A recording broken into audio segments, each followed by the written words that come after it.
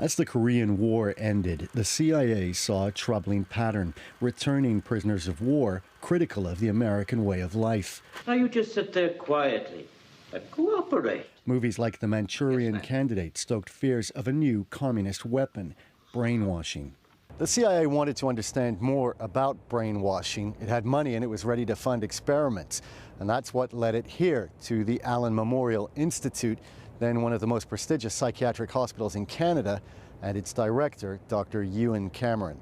These are the days and hours are the occasion. Cameron's patients, many of them women with postpartum depression, became guinea pigs in an experiment called depatterning, breaking down the mind with repeated electric shocks and drugs, including massive doses of LSD. He took my mother away from me. Alison Steele was 4 when her mother Jean fell into a depression. And we have pictures of her skiing, horseback riding, always a smile, happy, a person that I didn't know. I never saw my mother this way. 60 years after her mother's treatment, Alison Steele finally has her medical records. This is where I got to know my mother.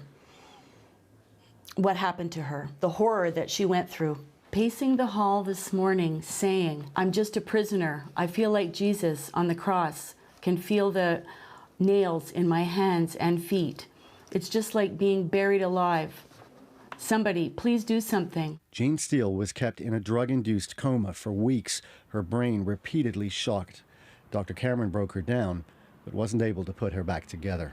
So I just learned over time to not talk to her because I knew she couldn't. So that made me angry. In the 90s, the Government of Canada, which also funded Cameron's experiments, compensated several dozen patients, but only those who had been completely depatterned, reduced to incontinence, unable to tie shoelaces. Jean Steele wasn't damaged enough, so she and hundreds more received nothing. These experiments were done without the informed consent of the patients. Lawyer Alan Stein took up some of the rejected cases.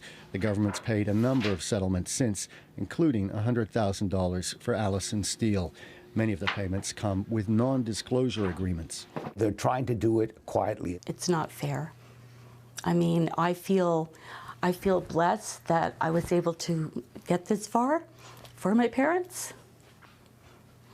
I really do. That's what gives me justice. I'm just grateful to be able to do it, and I hope I just hope that you can hear me up there, because it might bring you peace. It might bring you both peace.